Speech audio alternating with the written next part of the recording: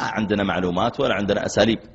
يقول فدخل رجل أمريكي إلى المسجد وقال أنا والله قرأت عن الإسلام وجئت أريد أني أدخل في الإسلام. يقول قالوا للشباب يا مرحبا الله يحييك نحن نفرح بك. قال ها كيف أسلم؟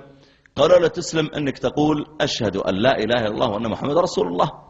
فقال الرجل أشهد أن لا إله إلا الله وأن محمد رسول الله. ويقفز أحد من الشباب متحمس قال يلا come with me تعال معي. قال وين؟ قال to hospital للمستشفى. قال ليش أذهب للمستشفى؟ قال نقطع نختنك يعني. قال ليش اللي يدخل في الإسلام تقطعونه؟ قال نعم. قال تدري ما أبغى الإسلام، ما أبغى الإسلام اللي بيقطع، ما أبغى الإسلام. فقفز له واحد ثاني من الشباب قال ترى إذا ارتديت نقطع راسك.